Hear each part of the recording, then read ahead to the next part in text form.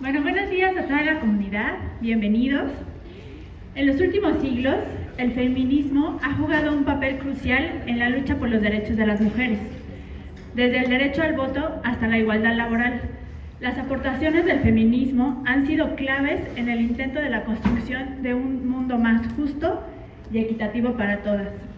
Hoy, con la mirada puesta en el pasado y en el presente, exploraremos cómo estas luchas continúan contribuyendo a la justicia social y cómo seguimos avanzando hacia un futuro en el que la igualdad de género sea una realidad tangible. En el marco de la quinta jornada conmemorativa del Día Internacional de la Mujer, les damos la más cordial bienvenida a todos, todas, todes a este espacio de información y reflexión. Me complace presentar a nuestra ponente del día de hoy, la doctora Mónica Marisol Villafuerte Alcántara. ¡Bravo!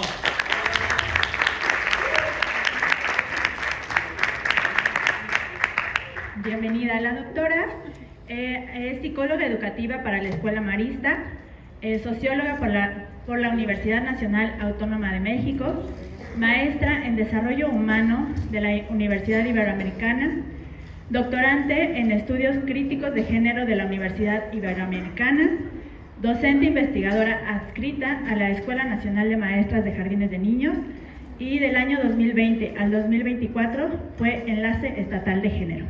Un aplauso, por favor.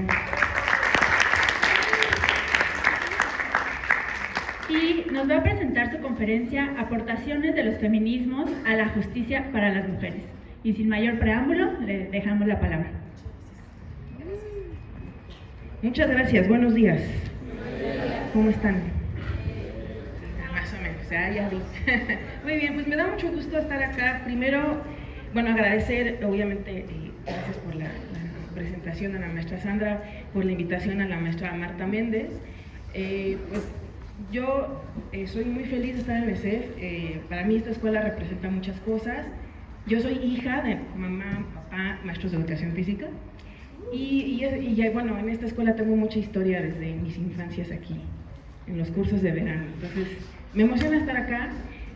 Ya había venido acá hace 3 años, Marta, cuando inauguramos una de las jornadas justo del Día Internacional de la Mujer, o del 25N. Les platico brevemente como por qué el tema del día de hoy y por qué la invitación. En algún momento en las escuelas normales, pues nos anclamos a una política, una estrategia, a una, vamos a llamarle consigna, sobre implementar estrategias para la prevención de las violencias de género en las escuelas normales a partir del año 2020. Más adelante en la presentación les va a hablar de ello. Y fíjense que tuve el honor de que me eligieran, ¿no? Fui elegida por los dioses, no sé por qué. Y un poco quizá por mi trayectoria con los temas de género, y desde ahí comenzamos una estrategia en las 5 escuelas normales.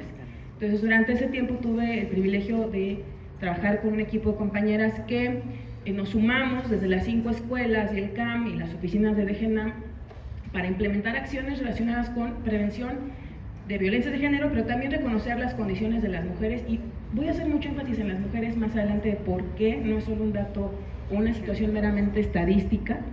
Y van a decir los hombres que están acá, ¿y nosotros qué? Bueno, pues es que esto de la igualdad de género nos incumbe a todas, todos y todes, ¿no?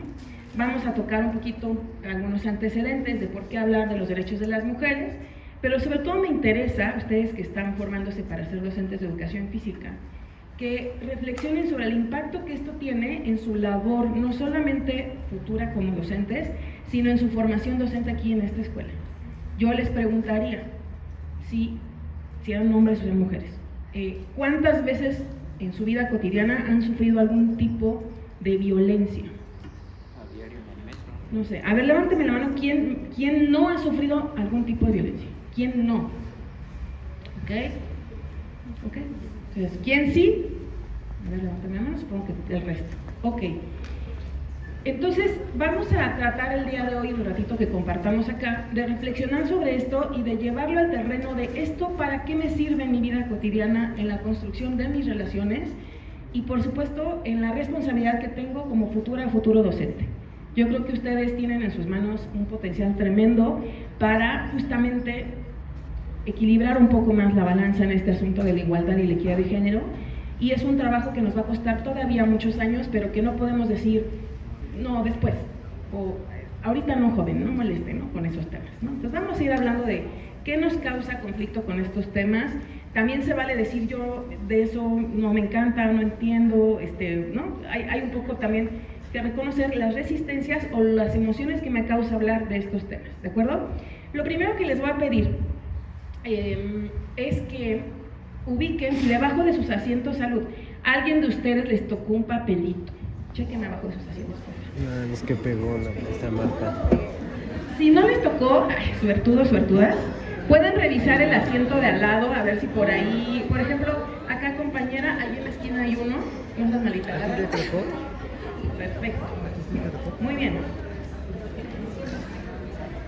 Por ahí seguramente nos quedó uno que otro, busquen en su fila si hay alguno que quedó sin... Ok, muy bien, miren. Sí, creo que sí. O dos. ¿Ya los tienen ahí? No tienes papelito. Va. pero Léanlos, lo pueden compartir con la compañera o compañero de al lado si a alguien no le tocó. Y les voy a pedir lo siguiente. Fíjense lo que vamos a hacer. Les voy a pedir que reflexionen y anoten, brevemente, pero sí anoten, qué les detona ese papelito que les tocó, y ahorita les voy a explicar de dónde salieron esas frases. Puede ser que la frase que me tocó, si soy hombre no me cheque, o si soy mujer tampoco me cheque, pero no importa. Traten de reflexionar desde qué les hace pensar y sentir, leer eso que está ahí. Y si me ayudan a colocar atrás de la hojita qué les detona esta frase, se los voy a agradecer mucho. Vamos a dar 3 minutitos para que lo hagan, por favor.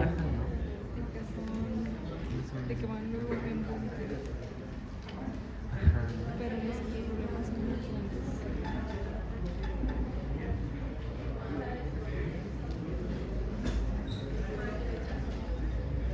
Supongo que hace referencia.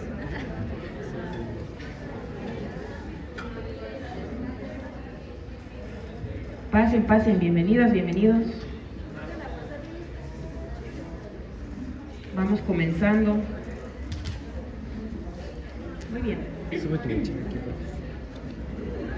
Es que como grabo y si se sientan me van a tapar. De aquí grabo perfectamente. Confíen. Muchas gracias. Para quienes están incorporándose, revisen si abajo de sus asientos hay algún papelito con una frase. Si es así, léanla, reflexionen y atrás de ella comenten, por favor, qué les hace pensar, sentir esa frase. ¿De acuerdo? No, sí. Ok, No me la quiero que le ponga. damos un par de minutitos más. Ahí hay una al lado de... Allá. Atrás de ahí hay una. Muy bien. Quisiera, antes de continuar, preguntarles, ¿de qué semestre son, chicos, chicas? Sexto, perfecto. Sexto, cuarto, muy bien. Excelente, ok. Bien, pues bueno, vamos a continuar. Ahorita les pido que si siguen pensando, reflexionando sobre la frase, síganla trabajando. Voy a avanzar con algunos elementos de orden antecedente, un poquito de orden teórico, y después vamos a dar un espacio para comentar sus respuestas. Miren, tengo que hacer mi comercial porque si no, luego ya no me dejan ir a las conferencias. Como les leían un poquito en la presentación la maestra Sandra, yo actualmente estoy en el doctorado en estudios críticos de género en la Universidad Iberoamericana, y pongo el logo porque sí me piden que cuando vaya a dar una charla, pues digan que estoy ahí porque la universidad me beca, ¿verdad? Entonces, bueno, anuncio. Pero bueno, lo que les quiero decir es que justamente en este doctorado tratamos de comprender el fenómeno de las violencias hacia las mujeres principalmente, pero también hacia las personas de la diversidad sexual, temas relacionados evidentemente con cómo construimos nuestras identidades, entre otros temas, ¿no? Y en ese marco les voy a compartir algunas reflexiones que yo hasta el Es que yo momento se lo pedí, he ya le pedí que aprendido. pusiera la mochila. Nadie está estudiando doctorado, que he aprendido Solo que en este espacio ya veremos académico, más y cómo ellas me llevan o me regresan un poquito a reflexionar sobre la docencia porque pues yo llevo 16 años como docente en la Escuela Nacional para Maestras de Jardines de Niños, hermana de esta institución, y de esos 16, casi 17 años, 6 y medio al frente de una subdirección académica, lo cual me permitió conocer muchos casos de violencia, acoso sexual, entre otras cosas, principalmente dirigido hacia las mujeres. De ahí el tema del día de hoy. Y como les decía, los trabajos de la Comisión de Género pues también nos dan para reflexionar sobre ello. Gracias, por favor. Bueno, voy a hablarles un poquito sobre la introducción sobre estos temas. ¿Por qué elegimos el asunto de la impartición o la aportación a la justicia a las mujeres? Porque también fue un tema que este año la Comisión Central de Género de la Dirección General puso en la mesa. Tratamos, en su momento cuando yo estaba, tratábamos de que cada año las temáticas tuvieran un eje articulatorio entre las 5 escuelas, y bueno, ese es el eje, pero lo voy a llevar un poquito hacia la reflexión de la práctica docente. Entonces, voy a hablarles unos antecedentes, sobre todo históricos, sobre el asunto de los derechos de las mujeres, las aportaciones del feminismo a la justicia a las mujeres, unas cuantas estadísticas para reflexionar, y pretendo al final con ustedes centrarnos en las reflexiones sobre qué con el ámbito educativo y el quehacer docente, ¿de acuerdo? Gracias. Bien, miren, para hablar de los derechos de las mujeres que hoy en día están en los documentos, en la normatividad, no así en la igualdad sustantiva, que ahorita vamos a ver la diferencia, tenemos que reconocer el desarrollo histórico y las aportaciones que a nivel legal, a nivel jurídico, se han dado desde siglos antes hasta hablar el día de hoy de la situación en la que nos encontramos respecto a nuestros derechos las mujeres. Me voy a ir muy rápido porque solo quiero que ustedes identifiquen el recorrido y vean por qué sigue siendo tan importante hablar hoy en día del derecho y sobre todo del acceso a la justicia que tenemos las mujeres hoy en día. Bueno, fíjense, desde 1889 a 1910 tenemos los primeros esbozos de la lucha por los derechos de las mujeres. ¿Quién realizó esta lucha? Evidentemente, las mujeres. En colectivo, en diferentes latitudes, ¿no? En diferentes países, a partir de diferentes mecanismos, principalmente vamos a encontrar sí el mecanismo legal, pero también la movilización social y el activismo. Vamos a encontrar aquí dos primeras, vamos a decir, lo pueden buscar también ustedes y verán las reflexiones sobre la primera Conferencia Internacional Americana y la Unión Panamericana de Mujeres, que se consolida en 1910. Fíjense desde cuándo y cómo se ha avanzado pasito a pasito. En 1928 tenemos que se consolida la Comisión Interamericana de Mujeres, que va a ser un órgano que va a permitir después generar documentos normativos a nivel internacional vigentes hoy en día, pero que en ese entonces eran mujeres que se reunían de diferentes países a discutir sobre la violación a sus derechos, sobre las condiciones que vivían en cada uno de sus países, y por supuesto en estas fechas pues todavía no existía ni siquiera a nivel, vamos a decir, en la mayoría de las naciones el derecho al voto, por ejemplo, de las mujeres, ¿no? Entonces, bueno, vamos a ir viendo estas discusiones aquí, y bueno, hasta 1948 aparece obviamente la Declaración de los Derechos Universales y la Convención Interamericana sobre la concesión de derechos políticos a la mujer y después los derechos civiles. Entonces, si ustedes se fijan, ahí es un siglo, el siglo pasado, de mucha construcción y movilización social para el acceso o para construir los mecanismos y los documentos que a nivel internacional puedan garantizar este acceso a los derechos. Sin embargo, el hecho de que esté escrito en una ley, en una convención, en un tratado, no significa que estos de facto sucedan en las naciones. O sea, ese es el gran problema. Por eso vamos a ver qué pasa con el acceso a la justicia, en este caso en la población de las mujeres que a nivel mundial, por muchas situaciones que vamos a ver más adelante, están en un rezago o en una situación de discriminación o de exclusión social. Entonces, vamos avanzando hacia 1959 con la Comisión Interamericana de Derechos Humanos. ¿Alguien ha oído hablar de este organismo? ¿Alguien ha oído hablar, por ejemplo, del caso Atenco, del caso los feminicidios de Juárez? ¿Sí? Okay. Bueno, la Comisión Interamericana es el órgano internacional que resuelve denuncias a los derechos humanos cuando los estados, es decir, las naciones, no logran dar respuesta de justicia a esos casos. Un caso de ellos importante para México, caso Campo Algodonero, que es sobre los feminicidios en Juárez, y caso de las mujeres en Atenco que sufrieron violencia sexual por parte del Estado, ¿no? Entonces voy a tocar ese tema muy brevemente, pero sí para dar un antecedente de qué razón tiene de existir esta corte y cuáles son los impactos que tiene que exista esta corte para las mujeres principalmente que sufren o que han sido violentadas en sus derechos humanos. Bueno, entonces luego nos vamos a 1979 con la Convención sobre la Eliminación de todas las formas de discriminación de la mujer, por sus siglas en inglés CEDAW, que esta va a ser un hito, es muy importante porque por primera vez se pone en un documento internacional las formas en las que las mujeres somos discriminadas. Sin embargo, en la Convención CEDAW no aparece la violencia de género todavía, en 1979, no aparece. Porque hasta este momento, ahorita voy a hablar más de las aportaciones del feminismo liberal, se centraba mucho en el acceso a los derechos, por ejemplo, como el voto, la educación, los derechos civiles, ¿no? Entonces, para este momento, aunque ya existían muchas violaciones en términos de violencia de género hacia las mujeres, no se pone o no se visibiliza en ese documento, y bueno, es hasta la Convención Belém do Pará donde aparece el asunto de la violencia.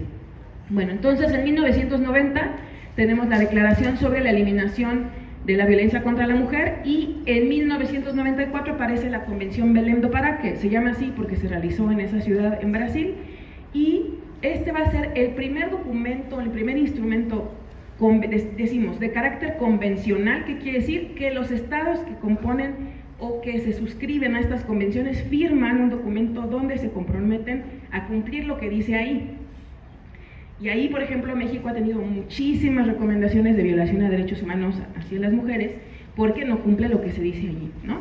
Entonces, bueno, ¿por qué es convencional? Porque los estados firmantes están obligados a cumplir lo que ahí dice. Y ahorita vamos a retomar de ahí cómo se desprende la normatividad nacional y qué dice la normatividad nacional sobre el ámbito educativo.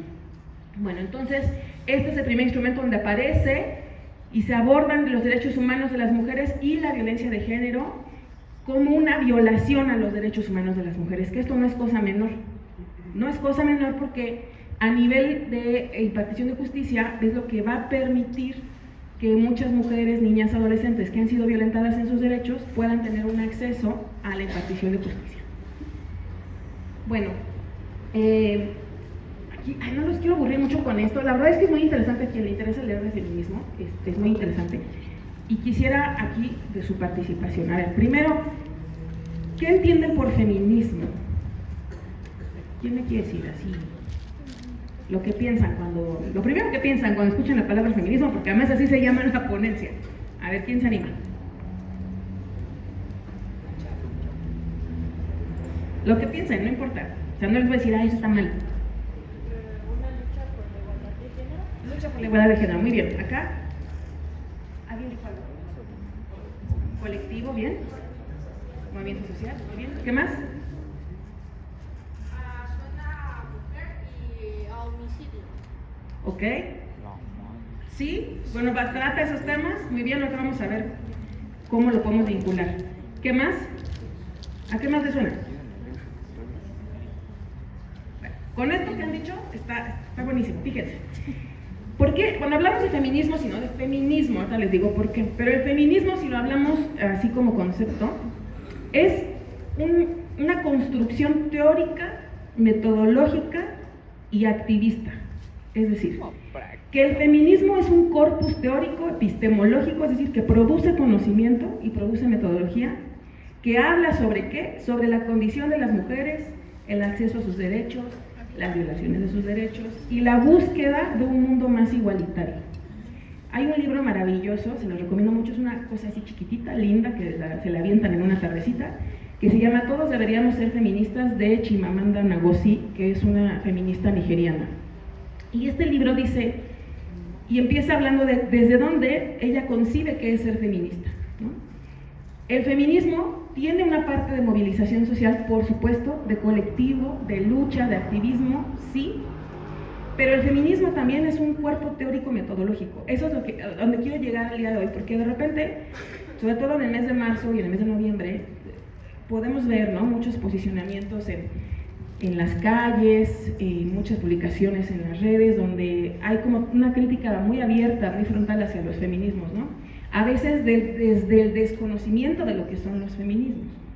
Entonces yo quisiera un poquito como aclarar desde dónde son las aportaciones. Por ejemplo, los feminismos hablan y digamos que van a reivindicar todos los tipos de violencia, siendo la más extrema los feminicidios, que son justamente los asesinatos de las mujeres por el hecho de ser mujeres, asociados a su condición.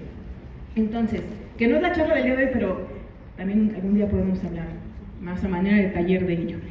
Entonces, los feminismos, ¿por qué son feminismos? Porque hay muchas corrientes teóricas que van a aportar conocimiento sobre estos temas que les digo y que además van a pretender transformar esas condiciones y transformar este mundo que es desigual, que es inequitativo, por lo menos desde que, seguramente han oído también esta palabra, se instaura el modelo social del patriarcado. Pregunta, ¿qué sería entonces el patriarcado? A ver, ¿quién me dice? ¿A qué le suena? Cuando decimos, vamos a tirar el patriarcado y lo escuchamos en las marchas. Sí. El patriarcado es una estructura social en la que se supone que los hombres deben tener un mayor poder que las mujeres en los distintos ámbitos que involucran a los hombres socialmente. Correctísimo. Recuérdame tu nombre. Dominic. Dominic, excelente definición. Es un orden estructural. El patriarcado es un orden estructural, ¿sí? Es decir, es un conjunto de fuerzas sociales económicas que ordenan a la sociedad de una manera.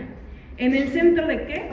Justo de la relación de poder que se ejerce desde la figura del hombre hacia la subordinación de la mujer y otras identidades, por ejemplo, como las identidades de la diversidad sexual. Ahora, cuando decimos hombre, no decimos este hombre encarnado, este compañero de aquí o el de allá, no, es el hombre entendido el patriarcado como la primacía de lo masculino sobre lo femenino, un orden donde lo masculino, la razón, el afuera, la parte de la racionalidad va a estar siempre por encima del orden de lo que consideramos femenino o inferior, ¿de acuerdo? Y bueno, si nos fuéramos a rastrear el patriarcado, pues desde las sociedades ancestrales podríamos decir que existe. Habría que revisar las teóricas desde dónde dicen que se empieza a reproducir. Y cuando decimos que queremos revertir ese orden, es porque queremos un orden en donde hombres y mujeres podamos tener las condiciones, no solo para acceder a nuestros derechos, sino para relacionarnos de manera afectiva, de manera cuidadosa, de manera igualitaria en términos, no de que queramos ser iguales, porque aquí el feminismo de la diferencia dice, pues sí somos distintos, pero que no esa diferencia sea el motivo de la discriminación, el abuso y la opresión y digamos el abuso de poder de uno sobre el otro. ¿Sí soy clara con esta idea? A eso nos referimos con el patriarcado, ¿no? Porque de repente pasa mucho que decimos, ay, pero es que no todos los hombres son iguales, no todos son violentos. Claro, pero habría que entender que hombres y mujeres crecemos en ese patriarcado. Ahora, yo les haría otra pregunta. ¿Quiénes producen el machismo? Todos. Esa es una pregunta tramposa. Claro, de entrada podríamos decir las mujeres, ¿no? Porque las mamás son las que educan a los hijos y los educan machos. Y ahí las feministas decimos, no inventen. O sea, ahora las mujeres también somos las responsables de nuestros propios males, ¿no? O esta típica de, ¿quién es el enemigo de otra mujer? La mujer es el peor enemigo de otra mujer. Mentira del patriarcado. ¿Por qué? Porque el sistema patriarcal es el que nos enseña a competir de que no, es que ella te va a quitar al novio en el caso de la relación heterosexual, ¿no? O no, es que ella está más chida que tú, entonces hay que rivalizar, ¿sí? O sea, esa es una mentira del patriarcado. Entonces, hombres y mujeres crecemos en ese sistema de creencias, es un orden social y es un sistema de creencias. Entonces, como es un sistema de creencias, se reproduce. ¿Lo reproducimos hombres y mujeres? Claro. El asunto es que esto de echarle la culpa a la mamá, pues es como de, pues otra vez decir que las mujeres pues somos, pues sí, culpables de nuestras propias desgracias. Lo que sucede es que hay mujeres que son muy patriarcales, que les cuesta mucho trabajo ver que esto que yo vivo en mi familia, en mi escuela, en mi trabajo, es discriminatorio y es desigual hacia mis congéneres. Y entonces lo reproduzco. Por ejemplo, en las empresas, en las escuelas, lo tengo que decir, la estructura de las escuelas, sobre todo las escuelas en nivel superior, es eminentemente patriarcal y vertical. ¿Por qué? Porque quienes llegamos a esos puestos, se los digo, porque yo estuve en un puesto, es bien difícil no caer en la tentación de no ejercer una relación de poder desde este orden patriarcal, aún siendo mujer. Bien complicado. Y entonces, tendremos que pensar desde mis relaciones, no sé si aquí haya compañeras mamás o papás, pero tendríamos que pensar en mis relaciones desde si yo ejerzo la maternidad o la paternidad, o si yo desde mi posición como compañera, compañero, compañera, puedo ejercer poder sobre otra persona. Esos son los cuestionamientos que hace el patriarcado. ¿Hasta aquí vamos bien? Ok, bueno, me voy rapidísimo entonces, tenía que hacer este paréntesis para abordar las aportaciones de los feminismos. Vamos a hablar de un primer feminismo que es el feminismo liberal, que es el que aparece en esta línea de tiempo de los derechos. Es un feminismo que las teóricas, principalmente filósofas, antropólogas, abogadas, las primeras que tuvieron ese privilegio de poder acceder a la educación superior, logran empujar estos procesos en donde se busca, fíjense, la igualdad, la autonomía de los cuerpos de las mujeres, los derechos, por ejemplo, sobre reproducción sexual, derechos para la educación, para la participación política y social. Pero a este feminismo, digamos que se le olvidó que había muchos tipos de mujeres. O digamos que no era de su interés, porque era mucho pedir en esta época que las compañeras liberales dijeran, pues pensemos en todos los tipos de mujeres, ¿no? Es el dichoso feminismo blanco, al que le llamamos el feminismo de la Academia Blanca. ¿Por qué? Porque no piensa en la diversidad de mujeres y piensa en una esencialización de la categoría mujer, ¿no? Entonces, son estas feministas, de artistas también de la literatura, ¿no? Esta famosa frase de Virginia Woolf de el cuarto propio, ¿no? Decía, las mujeres tienen que tener su cuarto propio para escribir. Pues sí, pero ¿quiénes escriben? ¿Quiénes tienen esa condición? O sea, no estábamos hablando en ese entonces de las mujeres de todos los lugares del mundo que vivían en condiciones precarias, ¿no? O de vulnerabilidad, ¿no? Entonces, se le agradece al feminismo liberal mucho, sí, pero bueno, aquí hay que tener en cuenta esa crítica. Luego, tenemos el feminismo radical. Ojo, cuando decimos, las feministas radicales, las que rayan paredes, ese es otro tema de discusión, en el que en este momento no voy a entrar. Si tienen alguna duda sobre eso o comentario, lo hacemos. Pero el feminismo radical es una teoría también, que se refiere a comprender, las feministas radicales dicen, las mujeres estamos en una relación de subordinación por nuestra constitución biológica, anatómica como mujeres. Y aquí van a hacer mucho uso de la categoría de poder-sexo, es decir, que las mujeres estamos subordinadas por nuestra condición biológica del sexo con el que nacimos. Y aquí hay una categoría de esencialización de la mujer porque no entra mucho aquí la discusión sobre las mujeres trans, por ejemplo, ¿no? O las personas no binarias, ¿no? Pues ahí no hay esa discusión. Entonces, básicamente se centra en los estudios legales que aportan sobre estas situaciones de temas como la violación, el abuso sexual, el acoso sexual, y este feminismo va a ser la base de la legislación internacional. Esa es su gran aportación, me parece, que puede ser de repente un poco extrema porque se le critica que coloca a la mujer casi siempre en la posición de la víctima, y decimos, se le quita su capacidad de agencia, es decir, esta capacidad que tenemos las mujeres para autogestionarnos, para, hacer, digamos, de nuestra propia historia algo más autónomo, más como esta parte de la lucha social, ¿no? Y las propias herramientas personales que tengamos para salir de una situación de violencia. Entonces, eso es lo que se le critica, pero la verdad es que es una gran aportación porque gracias a eso los documentos legales en muchos países tienen sobre todo dirigida esta legislación respecto al abuso sexual y otro tipo de situaciones asociadas a la condición biológica del género. Y finalmente, aunque hay muchos tipos de feminismos que podrían caber en estos tres, tenemos el feminismo cultural, que reconoce que hay diferencias, aquí estaría el feminismo de la diferencia entre hombres y mujeres, y que hay que poner atención a esas diferencias. Por ejemplo, plantea que las relaciones que tenemos de cuidado son distintas. O sea, ¿quiénes cuidamos más, por ejemplo, en la casa? Las mujeres. O sea, lo tenemos hasta el tuétano, de verdad, no es porque, además luego no es como un asunto que deseemos así como fervientemente, ¿no? Pero bueno, los números nos dicen y los análisis culturales nos dicen que quienes cuidamos más somos las mujeres. Es un asunto muy cultural, ahorita vamos a discutir por qué. Entonces el feminismo cultural dice, hay que reconocer esas diferencias, o sea, sí queremos ser iguales en acceso a derechos, sí, pero la realidad es que materialmente somos diferentes. Nuestra materialidad cuerpo es diferente y a partir de esas diferencias podemos relacionarnos, pero buscando formas en las que no haya relaciones de poder. Y aquí, si a alguien le interesa hablar sobre relaciones de poder, busquen a Patricia Hill Collins, que tiene un esquemita muy lindo que se llama Las relaciones de opresión, en donde habla sobre quién oprime a quién. Y hacen estos binomios de, por ejemplo, el hombre-mujer, heterosexual, homosexual, sano, enfermo, blanco, negro, pobre, rico, esbelto, ¿no? O sea, estas dicotomías de división del mundo que hacen que todo lo que sea heteronormado como sistema va a ser lo que va a generar opresión sobre los otros que no están heteronormados.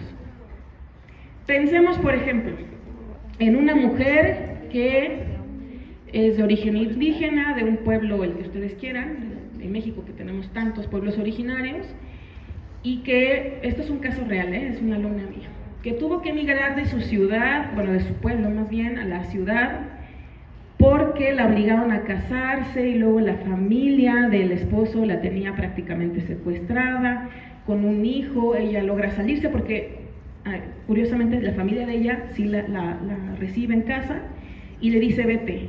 Se viene a la Ciudad de México, comienza a trabajar como empleada doméstica y ella sí les dice, y sus patrones, o sea, la familia donde trabaja, le dice, métete a estudiar en lo que trabajas.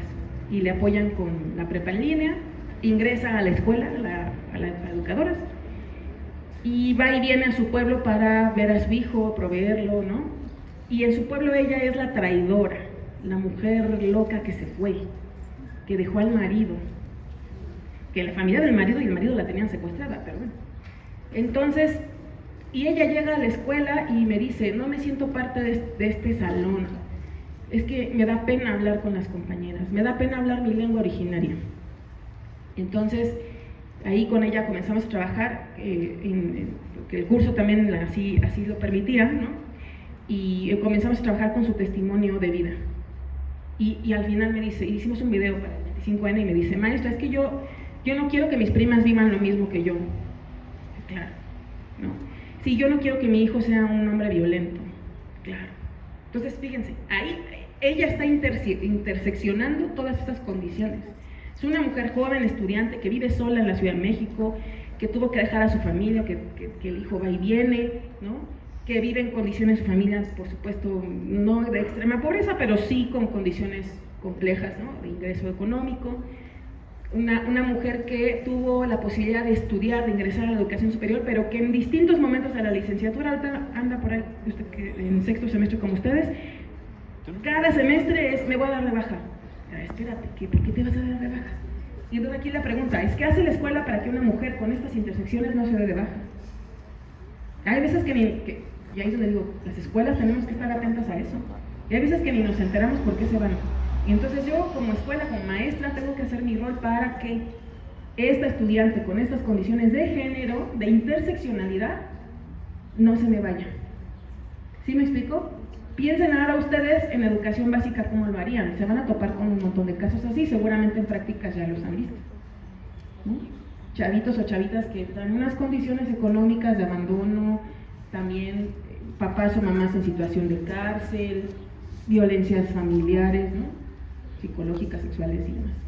Entonces, para allá voy justo entonces, ¿para qué nos sirve el feminismo? Bueno, pues justamente para reflexionar sobre estas cuestiones. Y entonces, allá voy con lo decolonial. El feminismo decolonial dice, no hay una sola forma de ser mujer y hay que considerar sus condiciones de intersección, raza, etnia, lengua, y aquí entra todo el feminismo negro, así se le llama, el feminismo negro, el feminismo del sur, feminismo decolonial, y aquí pueden leer a Bell Hooks, que es muy, muy interesante y muy linda, muy poética su forma de escribir, y otras autoras del feminismo negro que son maravillosas, como Andrew Lord, otras que pueden servirnos mucho.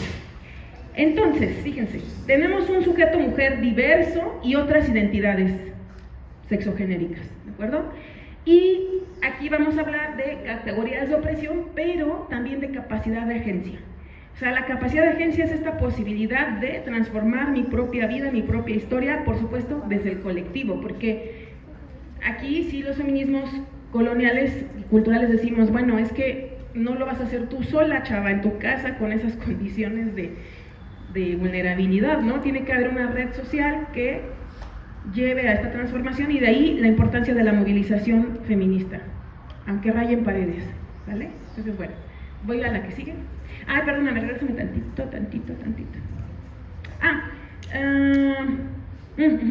Estas tipologías conceptuales, sobre todo las de los dos primeros feminismos, y bueno, ahora la tipología de interseccionalidad del feminismo cultural, son los que nos permiten llevar el análisis de los casos a las cortes. Por ejemplo, en el caso de las mujeres de Atenco.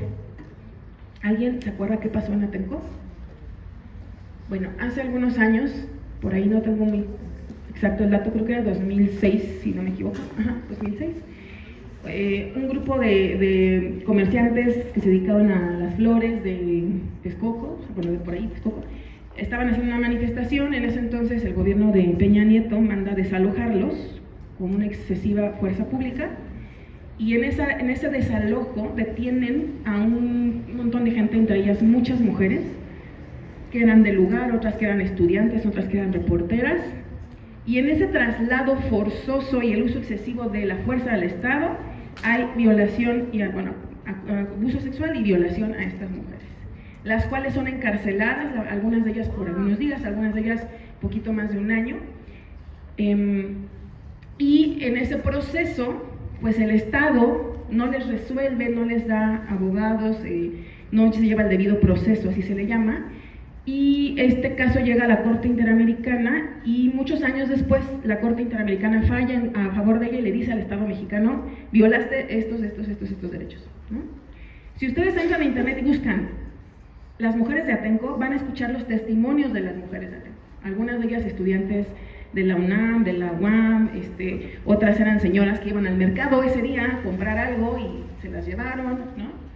A diferencia de los detenidos hombres, aquí está la condición, justo ahí sí soy bien feminista radical, perdón, ¿no? O sea, su condición de mujer generó una violación excesiva de sus derechos humanos. Bueno, si es que toda violación es excesiva, pero hubo tocamientos en el camión, los apilaron como si fuesen cosas, ¿no? Sangraba todo el mundo, ¿no? Los traslados fueron por horas, los detuvieron sin leerle sus derechos, y dentro de la cárcel también hubo abuso sexual. Entonces, lean estas historias. El otro caso es el de Campo Algodonero, que es el de las muertes de Juárez, los feminicidios en Juárez, que también es un caso emblemático porque a partir de ese caso se implementó la tipología de feminicidio a partir del fallo de la Corte Interamericana. Entonces, las categorías que aportan los feminismos sí sirven. Por eso dijimos, la charla es los feminismos y sus aportaciones a la impartición de justicia, porque justo estas mujeres que han pasado por estas atrocidades, muchos años después y después de muchos traumas, pero más o menos se les ha reparado desde los mecanismos internacionales y se les ha dicho, sí señora, sus derechos fueron violados. Y para una víctima de abuso sexual, o en el caso de las sobrevivientes familiares de víctimas de feminicidio, que el Estado les diga, sí señora, se violaron sus derechos, es un descanso al alma. Y revisen también los testimonios de las madres buscadoras o de las madres sobrevivientes de feminicidio. Hay un montón de casos, tristemente, que ustedes pueden revisar en YouTube y se van a dar una idea de qué les hablo. Ok, vámonos a la que sigue. Me apuro. Entonces, por eso decimos en los feminismos, esta es una premisa básica del feminismo, que lo personal es político.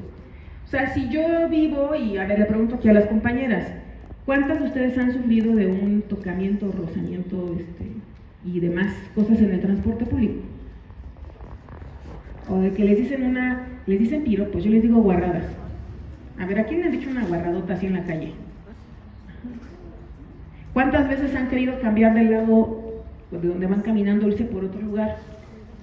A eso me refiero, ¿no? Y a los compañeros les preguntaría, ¿cuántas veces han observado estas conductas o cuántas veces han sido reproductores de estas conductas. Porque también ahí hay que decir, la cofradía masculina les dice, órale, vas, agárrale la pompi, jálale el brasier, en la secundaria, ¿no? ¿Quién ha hecho prácticas en secundaria aquí? En secundaria. ¿Sí han visto estas cosas entre niños, bueno, jóvenes, mujeres y hombres que la bolita de hombres va y, digo, en mi época era jalarle la falda, verle los calzones y jalarle el brasier, no sé, ahora se intercambian las fotos por redes sociales, ¿no? Hay cosas bien gruesas ahora a partir también de las redes. Entonces pensemos en esas cosas que ven en la secundaria, que también aparecen en primaria, si lo comparamos un poco con lo que ya sucede en primaria, es también interesante, ¿no? Entonces, chicos, chicas, piensen en esas cosas de la vida cotidiana que nos suceden, a lo que llamamos micromachismos, que ya no se llaman micromachismos, sino machismos de la vida cotidiana, y que hacen que esta cultura de la violación de los derechos de las mujeres crezca a estos grados de llegar a una corte interamericana, porque los derechos de una mujer fueron violados en su identidad, en su sexualidad, entre otros casos. ¿Hasta aquí vamos bien? Bueno, yo les ponía ahí la cartilla de los derechos de las mujeres, yo creo que la pueden encontrar, muy recientemente la acaban de publicar, y también hay otros mecanismos que nos pueden servir para ver qué tipo de qué tipo de derechos estamos hablando cuando decimos derechos de las mujeres. Aquí me voy a ir muy rápido porque quiero escucharles con las papeletas. Por ejemplo, algunas estadísticas nada más sencillitas sobre la violencia contra las mujeres. Esta es de la ENDIRE, que es la encuesta de hogares, de la dinámica de los hogares, y dice que el 70.1% de las mujeres mayores de 15 años han experimentado al menos un incidente de violencia. Esta es la última ENDIRE, que es la del 2016, hicieron después una acotación en el 21, y encontramos, según los datos del INEGI, que aumentó 4 puntos porcentuales del 2016 al 2021. O sea, esto no está disminuyendo, al contrario. Entonces, pensando que además, aunque sean fuentes confiables, siempre hay una subcifra, porque no todo se reporta ni todo se denuncia. Entonces, ahí pensamos que es todavía un poquito más. En educación, fíjense, la prevalencia de violencia a lo largo de la vida en el ámbito escolar es de 32.3%. 7% más que el 2016 en mujeres. Ahora, ¿los niños, en este caso, en la trayectoria escolar, sufren violencia? Sí, claro, pero fíjense que va a ser un tipo de violencia más vinculada hacia la violencia física que hacia la violencia sexual o psicológica, justamente por estos atributos de roles de género que tenemos. Entonces, por eso también en la violencia en el noviazgo, la violencia que se ejerce también hacia la pareja hombre, también suele ser más de tipo psicológico, por ejemplo, el chantaje emocional, esto de si me dejas te mato, cosas de ese tipo. Es decir, que la violencia está presente en ambos, sí, y obviamente en las identidades sexogenéricas diversas, pero va a estar mucho más presente en las mujeres por estas cuestiones que decíamos del patriarcado que se reproducen generacionalmente, ¿sí? Ahora, sobre los cuidados, fíjense, 1/3 de las mujeres entre 15 y 38 años realizan el trabajo, no lo alcanzo a ver, no remunerado en el hogar. Es correcto, ¿verdad? Trabajo no remunerado en el hogar. Y si son indígenas, la cifra sube a 43.5%. Vamos a lo que les decía hace rato. ¿Quiénes cuidamos más? Aunque estemos estudiando o trabajando, se llama en algunos casos es hasta la triple jornada. Hay doble jornada, pero ya hablamos también de una triple jornada cuando además tenemos un familiar, por ejemplo, con discapacidad o con algún tipo de cuidado especial o un adulto mayor. Es decir, ¿quiénes solemos cuidar más y dedicar más tiempo a esto? Las mujeres. Por eso hablamos de triple jornada. Les platico que en la época de la pandemia yo hice una investigación junto con unas compañeras ahí en la escuela sobre por qué se daban de baja las estudiantes, y encontramos que se daban de baja justo en la pandemia porque había que cuidar a mamá, papá, abuelito, pues, que se enfermaran, y también contribuir al gasto del hogar. Y en análisis comparativo con otras instituciones con matrícula de hombres, los hombres se dan de baja porque se incorporan al mercado laboral, pero no así con el trabajo de los cuidados. Ahí es donde está la triple jornada, chicos y chicas. Entonces habría que ver qué tanto desde nuestras dinámicas en los hogares nosotros contribuimos a esas tareas de cuidado. Y eso se llama desmontar el orden patriarcal. Que los hombres tengan esta posibilidad de expresar su afectividad, pero también de cuidar a otros y cuidar a otras, ¿no? Preguntémonos si aquí tenemos hermanitos, hermanitas, hijos o hijas, y qué tanto los cuido si soy hombre y qué tanto los cuido si soy mujer. Porque a lo mejor en mi casa me han dicho que la que cuida es la mamá, o la hermanita, o el típico, sírvele a tu hermano. Yo tengo un hermano 2 años más grande que yo, y tengo una mamá que dice que es feminista, y yo algún día le dije, tú no educarte distinto, no le vuelvo a servir a mi hermano, que se lave a él y se sirva a él. Ahora lo hago porque, claro, lo quiero, y es un asunto de un apapacho, pero es que yo decido apapacharlo y decido cuándo, pero no es porque sea mi obligación cuidar todo el tiempo de ese otro, que casi siempre es un otro masculino, que pues tiene que ser cuidado. Y la otra que yo les diría, compañeros, es pues que ustedes también pueden hacer lo suyo, ¿no? Ustedes pueden hacer sus cosas y también pueden cuidar, y eso se llama autonomía, ¿sale? Entonces tengamos esta posibilidad de ser más autónomas y autónomos para justamente no caer en relaciones de violencia. Me voy a la que sigue rápido. Discriminación, fíjense, sobre discriminación encontramos que según los datos del CONAPRED y una encuesta que hicieron sobre justo personas que han sufrido discriminación, encontramos que el 24.8% son mujeres. ¿Es correcto, verdad? Sí. Es que las letritas chiquititas no las alcanzo a ver. Y aquí está lo que les decía, trabajo en el hogar no remunerado, el 16.9% de las mujeres trabajan en una doble o triple jornada no remunerada. O sea, trabajo en mi chamba y me pagan lo que me tengan que pagar, pero además tengo estas dobles tareas. Y en el trabajo no remunerado, por eso las mujeres, si ustedes checan las cifras del INEGI o de cuánto aportamos al Producto Interno Bruto, si bien aportamos significativamente, lo que sucede acá es que no está registrado todo lo demás que aportamos. Es decir, para que mi mamá, mi papá, mi hermano, quien sea de mi familia, tenga que salir a trabajar, yo tengo que hacer lo que tienen que hacer las personas al cuidado del hogar para que los demás se vayan. La comida, lavar, planchar, limpiar, todo lo demás. Y si hay una persona que requiere cuidados, pues todavía más, ¿de acuerdo? Bueno, entonces a eso nos referimos con trabajo no remunerado. También ahí les puse una liga de la Secretaría de las Mujeres, en donde también pueden encontrar datos muy recientes del 2024 sobre dónde hay más denuncias de violencia, dónde hay mayor actividad o productividad de las mujeres en el ámbito formal y en el no formal. Aunque, insisto, el ámbito no formal es difícil de registrar. O sea, si las mujeres se dedican, por ejemplo, a vender por catálogo o a tener negocios propios, emprender o vender lo que sea, para abonar al gasto doméstico, eso no se registra porque es empleo informal. Entonces, pensemos en ese tipo de actividades o las que nosotras y nosotros mismos realizamos que no son remuneradas. Y este dato importante, CONAPRED y la Comisión Económica para América Latina y el Caribe, la CEPAL, establecen en un estudio que los hombres ganan en promedio 34% más que las mujeres, incluso cuando su empleo es similar o igual. Y por eso hablamos de la desigualdad de género. ¿Hasta aquí voy bien? Ok, ya me apuro para irme a las reflexiones con ustedes.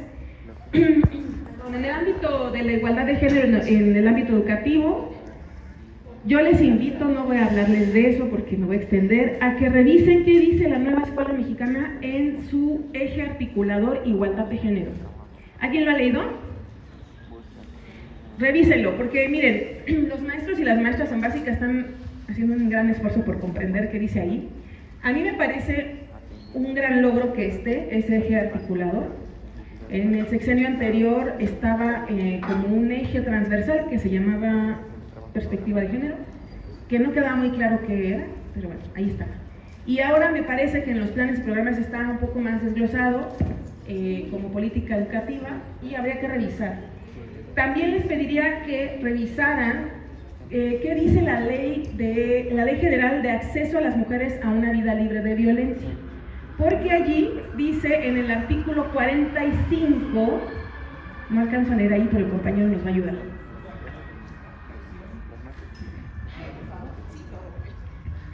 El artículo 45 es de la fracción 8.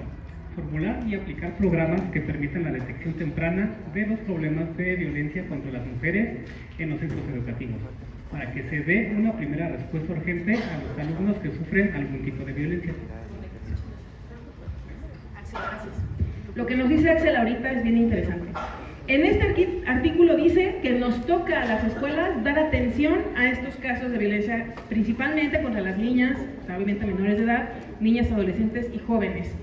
Pero también, y aquí la maestra Marta no me va a dejar mentir, hay un programa que se llama Proigualdad y otro que se llama PIPACEM, que son programas federales que se enfocan a que todas las instancias de gobierno atiendan y promuevan la igualdad de género, la participación y empoderamiento de las niñas, mujeres y jóvenes.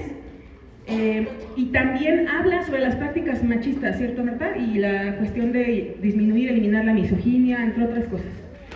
Y no se los digo yo, o sea, lo dice los programas federales, ¿no? Pero ahora, no es solo porque lo diga el programa federal como una consigna, sino porque la neta es una deuda que tenemos con todas nosotras. Piensen en sus historias escolares, chicas y chicos. Piensen cuántas veces nos han tratado distinto, nos han dicho, tú no puedes hacer eso, ¿no? Aquí quizá por las características de la licenciatura es menos común que digan, tú no puedes jugar a tal o cual cosa. Pero hay otras licenciaturas donde sí, simplemente. La docencia es una profesión feminizada, altamente feminizada. Aquí porque ya está más mitad y mitad, pero eso porque también hubo en su momento histórico una recomposición de la matrícula, que si no, tendríamos más hombres todavía. ¿Qué pasa en educadoras y qué pasa en primaria? Hay más mujeres. Bueno, en primaria hay más o menos. En educación especial y en educadoras hay más mujeres. Y eso a nivel nacional es la feminización de la docencia. Pensemos también ahí qué sucede con eso, ¿de acuerdo? Bueno, entonces yo les decía, desde la parte educativa, sí las instituciones tienen una obligación, pero nosotros como comunidad educativa también la tenemos, con la compañera, con el compañero de al lado, cuando voy a hacer mis prácticas, cómo me dirijo a las niñas y niños. Cosas tan sencillas como, por ejemplo, en preescolar se da mucho esto del el rosa y el azul. Y hay maestras que refuerzan el rosa para las niñas y el azul para los niños.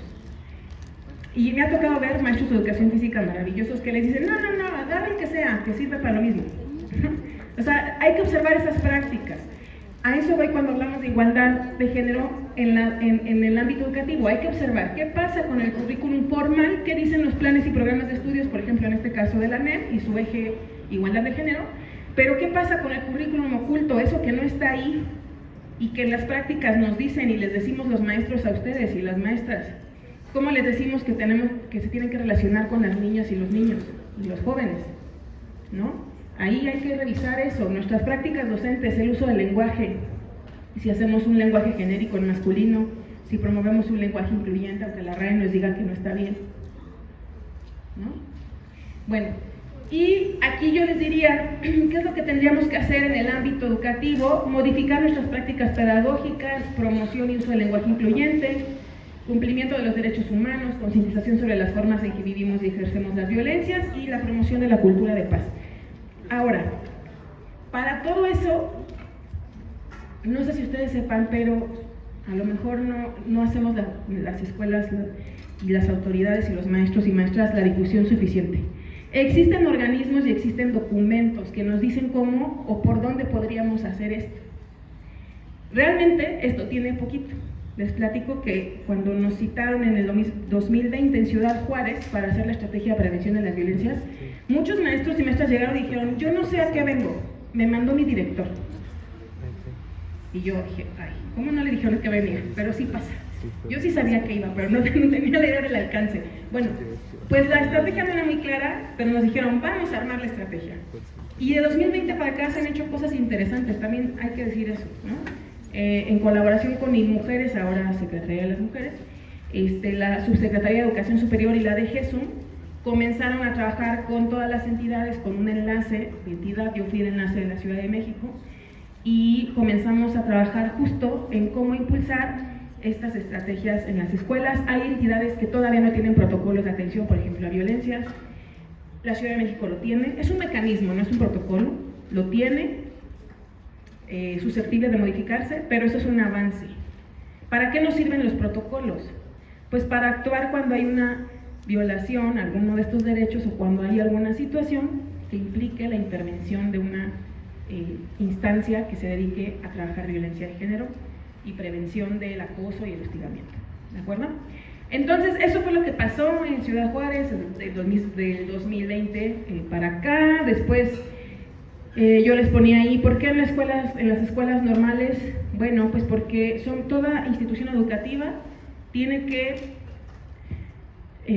velar por el cumplimiento de estos derechos, pero además promover y prevenir que esto suceda. O sea, yo soy de la idea de, ¿para qué queremos una corte interamericana si no hubiese violación de derechos? Pues no la necesitaríamos.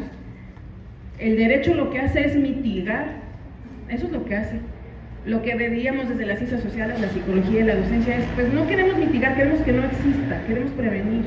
Y ahí es donde entra la labor de lo educativo. O sea, los maestros tendremos que estar muy pendientes de cómo prevenir, de cómo no favorecer esas conductas, de cómo no yo misma como docente replico esas conductas violentas en mi aula, ¿no? Estos mensajes estereotipados de usted tiene que ser de esta manera u otra, o usted no puede estar aquí porque su identidad sexogenérica no cabe en hombre o mujer, o por qué le tengo que llamar por otro nombre si su acta dice Manuel y usted dice que se llama Rosa, ¿por qué le tengo que llamar así? ¿Sí me explico? Son ejemplos que suceden en las escuelas y que las escuelas, uno, no podemos ser omisas y dos, tenemos que prevenir en el marco del respeto, de la inclusión, porque los programas están bien chidos cuando dicen que hay que ser inclusivos, ajá, pero en nuestras prácticas, ¿cómo somos inclusivos o inclusivas?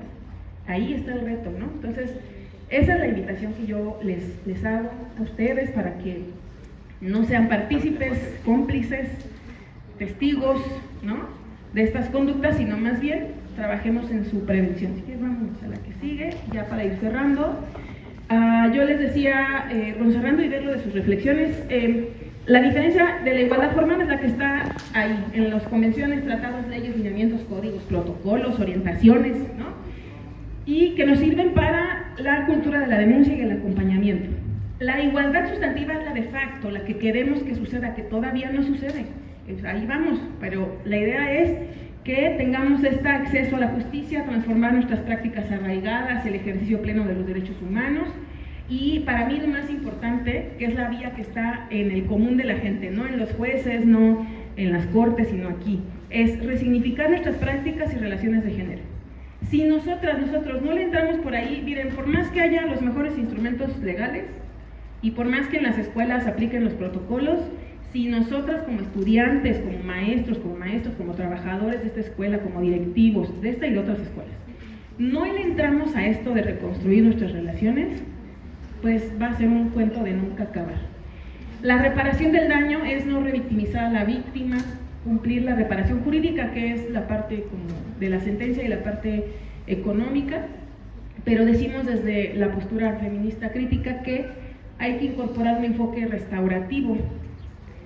En el caso, pensemos, por ejemplo, leí hace poco un texto sobre las madres buscadoras y sus jornadas de trabajo y cómo tenían afectaciones las niñas, niños de las familias donde había una persona desaparecida. Y pensemos que ustedes van a tener o tienen en sus aulas, por ejemplo, niños migrantes que vienen de un desplazamiento forzado, o niños y niñas que tienen papás y mamás en condición de cárcel, o un familiar desaparecido y que entonces la abuelita lo tiene que cuidar, pero la abuelita ya está grande y se cansa. ¿Sí me explico? ¿Y cómo vamos a tratar a esos niños y a esas niñas que regularmente están muy afectados por estas condiciones, ¿no? O si alguno de ustedes ha tenido una experiencia dolorosa cercana de alguien en esta condición, pues también pensemos cómo resignificar nuestras vidas cotidianas. El acceso a la justicia, les decía, es responsabilidad del Estado y sus instituciones, incluidas las escuelas, sí, pero también nosotras, bueno, desde la aplicación de los mecanismos, tenemos que justo generar una cultura también de la denuncia y no revictimizar a las víctimas. Ay, perdóname, regresate tantito. Ahí abajo les puse 3 palabras que se las dejo ahí como provocación para que las busquen, que se llama la pedagogía de la crueldad, la cofradía masculina y la masculinidad hegemónica. Como referencia pueden buscar a Rita Segato, y en resumidas cuentas Rita dice: las primeras víctimas de la violencia de género son los hombres. Y todas las feministas así, ¿qué? Sí, son los hombres. A ver, ¿por qué creen que son los hombres? A ver, compañeros hombres, cuando estaban chiquititos les dijeron, usted no puede llorar, ¿sí? O no llores como niña, el último es vieja. Y entonces reprimimos esas emociones. Bueno, ustedes las reprimen. O sea, las mujeres tendemos a ser más chillonas porque nos inculcan que podemos ser chillonas. Desde ahí nos inculcan o nos desvinculan. Entonces lo que dice Rita es, los primeros víctimas de la violencia de género son los hombres porque se les divorcia, se les desvincula de su afecto. Entonces la propuesta es que sus masculinidades sean más afectivas. Esa es la propuesta. Y dice, contra la pedagogía de la crueldad, pues una pedagogía de la ternura. Contra la cofradía masculina, que es esta complicidad de no digas nada, cosas más graves como la violación en grupo y demás, esa es la cofradía masculina. La cofradía masculina de los jueces también, de los policías y todo esto, o sea, de las instituciones que están muy masculinizadas. Contra eso hay otras formas de vincularnos, entre hombres y mujeres, y entre puros hombres y entre puras mujeres y personas de la diversidad sexual no binarias. Y la ruptura del pacto patriarcal. Esto lo tendremos que pensar, las mujeres lo hemos pensado por lo menos mucho desde el feminismo. Yo invitaría a los compañeros que lo piensen desde su vida cotidiana, la ruptura del pacto patriarcal. Y ahora sí, para ir cerrando, ¿alguien nos puede compartir qué dice su papeleta? Porque tiene que ver con esto. A ver, ¿quién nos dice allá?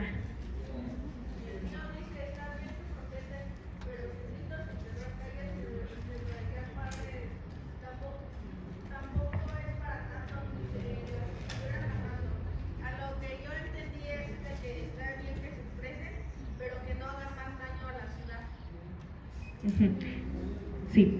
¿Recuérdame tu nombre? Jonathan. Lo que dice esa frase es una imagen que, justo lo que están diciendo es, sí, manifiéstense, pero sin rayar. Ahora, ¿qué diríamos? Que no necesitamos tener una persona violentada o desaparecida para enojarnos, creo yo. La crítica a eso es que las expresiones del activismo, que no sé por qué esa lámina se borró, pero bueno, desde el activismo y la movilización se tiende mucho a estas expresiones hacia la vía pública y la gente dice, pero esas no son formas, qué barbaridad. Y yo diría, pues es una forma de expresar la rabia, el enojo de una violación a los derechos de las mujeres. Sociológicamente y antropológicamente les diría, los monumentos tienen una razón cultural y social histórica, aquí está la maestra Marta que es historiadora, no me va a dejar mentir, tienen una función social, y si la función social está diciendo eso ya no funciona, pues ese monumento ya no funciona. Y la consigna de las feministas que se manifiestan desde aquí dicen, pues les importa más una pared, un monumento que una vida de una mujer, ¿no? Entonces, bueno, es un poco esta idea desde que las mujeres calladitas, sin expresar la rabia y el enojo, pues está más chido. Y el feminismo dice no. La digna rabia es un mecanismo para luchar por nuestros derechos. Muchas gracias por la aportación. ¿Alguien acá que nos quiera leer la otra? Había un montón, oigan, eran como 20. A ver, digo, no es que quiera que pasen todos, pero anímense. A ver acá.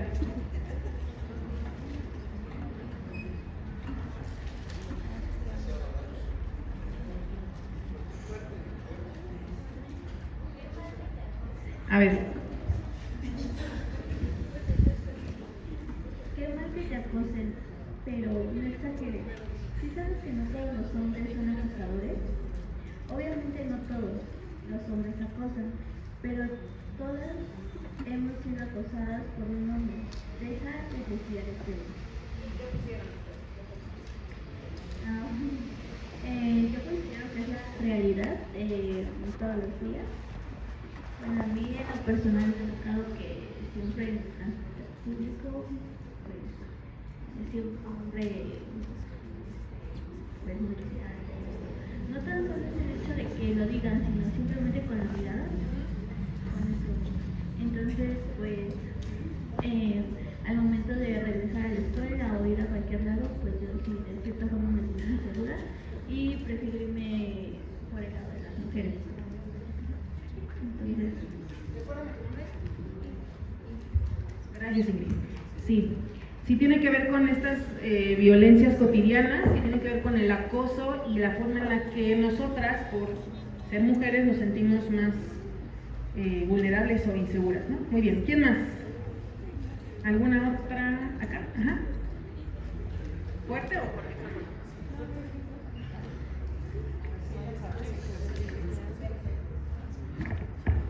Obviamente que las mujeres entren gratis, no te discrimina a ti, Juan. Si odias que te cobren en los lugares machistas, deja de ir a lugares machistas. Bueno, yo sí me trato de informar siempre sobre el feminismo y vi el documental del papá de Esmeralda, que la sigo buscando desde hace 13 años, 15 me parece. Y él contó que estadísticamente las mujeres se pierden los días jueves. Y esto porque en los bares y en los antros las mujeres entran gratis el día jueves. Entonces que esto las hace como a ellas que sean el producto. Sí, es el asunto del cover gratis. Gracias. Valentina, gracias. Que tiene que ver con un asunto de consumo, en donde justo en algunas... Eso es parte de la cofradía masculina, ¿no? O sea, que hay lugares donde se promueve esto, ¿no? Sí, embriáguense todas las mujeres, y a nosotros no nos importa qué pase después. Y luego es el argumento de, pero ella tomó, ¿por qué toma? ¿No? O sea, el argumento no es, fíjense, aquí es culpamos siempre a la víctima y no al agresor, ¿no? Y hay otros lugares, afortunadamente hay otras iniciativas en muchos estados de la República, en donde hay negocios que ponen su señal púrpura y dicen, aquí está segura. Si te sientes acosada o dinos tal clave y aquí te pedimos el taxi o le llamamos a una persona que venga por ti. O sea, también está la contraparte. Hay iniciativas bien interesantes en donde hombres y mujeres y gente de sus, que tiene comercios o negocios de este tipo se suma a este tipo de cuidados, ¿no? Las alertas que se van generando desde la iniciativa de los colectivos de mujeres también son interesantes. Y sí, es el caso de Esmeralda, entre tantos, es muy doloroso. Hay otro si lo quieren googlear también, que se llama Carla Pontigo, si no me equivoco, del estado de San Luis, ¿te acuerdas, Marta? De Carla Pontigo, que fue una chica que trabajaba en un bar, bueno, era un establecimiento como tipo antro, y quien la retiene y abusa sexualmente de ella y la mata es el jefe, el gerente o el gerente, no me acuerdo. Y ahí las abogadas feministas acompañan el caso durante muchos años, porque pues evidentemente con pruebas en mano y todo, es un caso muy doloroso, y si ustedes lo ven, agárrense una caja de Kleenex, porque sí está bien fuerte.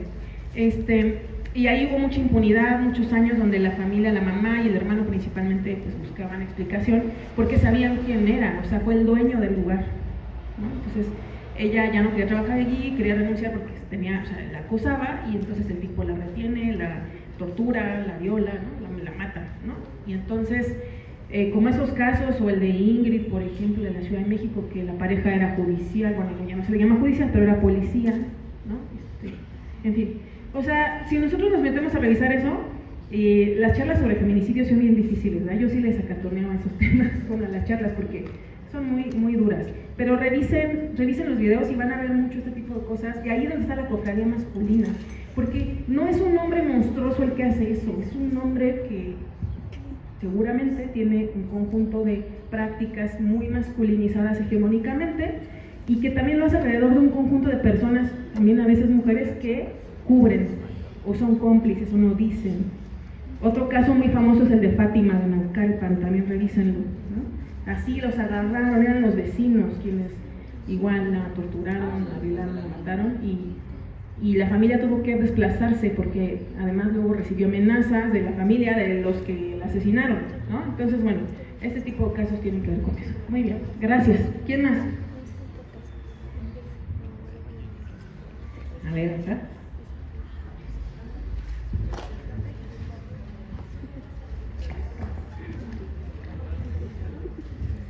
Dice, ¿no te vas a arreglar para salir? y ella contesta, arreglarme si no estoy descompuesta. Creo que este tipo de comentarios refuerzan como esa parte que viene del patriarcado, desde el machismo, donde a nosotras como mujeres se nos plantea un valor simplemente por el cómo nos vemos.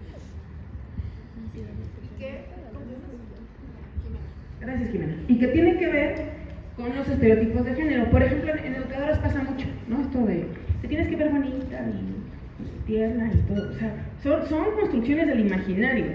Y entonces, estos ejemplos que están aquí son ejemplos de los llamados micromachismos o machismos cotidianos, que ustedes van a decir, ay, pero ¿eso qué? Lo que sucede es que son tan sutiles y tan permanentes, o sea, se sostienen, que los vemos como algo normal, justo es la normalización de la violencia, ¿no? Entonces, estas cosas chiquitas se van juntando y entonces van subiendo a grande escala y por eso tenemos el violentómetro. Y por eso llegan estos casos fatales. Lo más álgido es justo el abuso sexual, el hostigamiento, obviamente la violación y el feminicidio. Entonces, estas son cosas como muy sutiles que uno diría, ay, ¿eso qué? ¿No? Pues tiene que ver con la imposición de los mandatos de la feminidad y que de alguna manera también resultan violentos para mujeres que no caben en ese estereotipo. O en el caso de la lógica no binaria, de personas que no se sienten ni identificados con lo femenino ni con lo masculino, y están allí y uno diría, pues es eso, una identidad que está ahí, que es fluida y que hay que respetar, ¿no? Entonces, bueno, son estas prácticas muy cotidianas. ¿Algo más? ¿Alguien más? De esto u otra cosa, puede ser que les haya surgido alguna otra inquietud, duda. Allá, ¿sí? Yo le podría comentar o la contraparte de un comentario, bueno, de lo que leía la compañera, porque a mí no me decían, te tienes que arreglar, sino ya te arreglaste demasiado, ¿no? Esa también es como una parte de violencia que, digo, en su momento pasas, pero que son, como dicen, micro Sí, no los identificas, de momento tú crees que dices, ay, ¿a poco si yo me pinté mucho? O sea, ¿por qué te estás poniendo esa blusa tan escotada? Claro. Si no está tan escotada, ¿qué quieres? No los identificas ya hasta después que bueno, vas avanzando. Claro, recuérdame tu nombre. Yo soy Chumel. Muchas gracias. Esto es bien importante, fíjense. Es que también son los mandatos, tanto de masculinidad como de feminidad, porque también los de masculinidad están, o sea, también a ellos les decimos que tienen que ser rudos y, a ver, la masculinidad se construye a partir de dos cosas, el poder y la sexualidad, ¿no? Y desde la sexualidad entendida como cuántas mujeres, cuántas novias, cuánto atractivo puede hacer, ¿no? Desde lo económico también como el uso de poder, ¿no? Y lo femenino en este sentido, desde me tengo que ver bien para el otro, para el ojo del otro, ¿no? Y cuando pasa esto, yo tengo amigos, algunos ya no tan amigos, no por estas cosas, pero un poco sí, que cuando de repente alguien me pasaba, iba yo con ellos, pasaba una compañera, alguien que fuera en la calle desconocido, y era así como de, ay, la típica mirada, y yo, oigan, ¿por qué hacen eso? O sea, yo les decía, a mí como mujer que viene con ustedes me incomoda. Ay, ¿pero por qué te incomoda? Y me decía, pues, ¿para qué se lo pone? Le digo, no se lo puso para ti, seguramente. Entonces alguien me decía, sí, va con dedicatoria. Le digo, puede ser que sí, a lo mejor yo un día digo, ay, pues hoy me puse más arreglada, coquetona por X razón, o porque voy a ver a alguien. Pero no es porque yo, o sea, la lógica del patriarcado es, hay que satisfacer el ojo masculino, ¿no? Y desde lo que aportas es, yo puedo expresar mi identidad de género de la forma, ¿no? Y es para mí, no para el placer del ojo masculino, ¿me explico? Y desde ahí también está este sesgo de te arreglas demasiado porque algo quieres conseguir, o no andes así de tan, ¿no? Vamos, de cierto modo, lo que decía de los tocamientos pasa mucho, por ejemplo, en el transporte. O sea, que se está arreglando así, o ella se pone una falda. A mí me ha pasado muchas veces. Tú te pones una falda, tú te vistes así, porque quieres que te violenten, porque estás buscando que alguien te toque, porque estás buscando, cuando en realidad, pues yo me pongo un short, o yo me visto con una falda corta, o como sea, porque a mí me gusta vestirme, pues corta. Yo en general lo busco porque la pierna, me da escozor. Entonces, trato de tener las piernas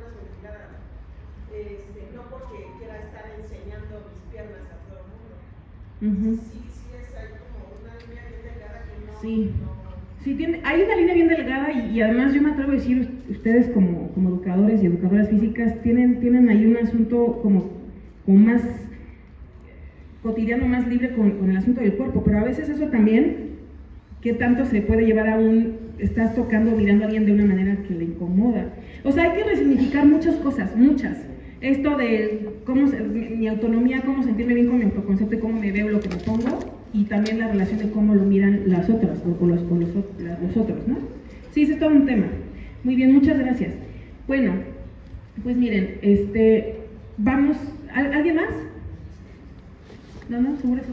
Ok, pues voy a cerrar ya aquí porque creo que ya tienen otras actividades. Yo les pediría que sí me pueden pasar quien quiera pasarme su papelito con la reflexión, estaría súper interesante. A mí me da eso mucha información y reflexión para seguir con estos temas.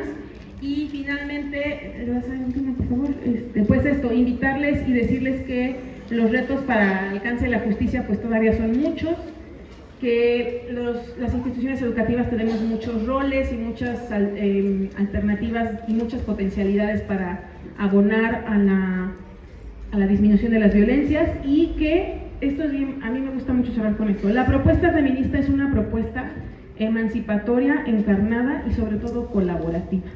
Y espero que les haya servido mucho.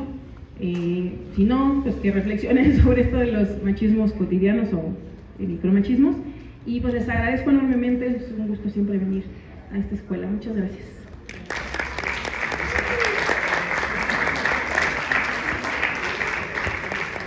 Pues muchas gracias, muy interesante todos estos temas, y vamos a entregar una constancia.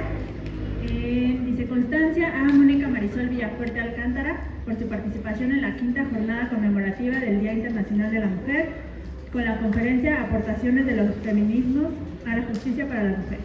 Muchísimas gracias.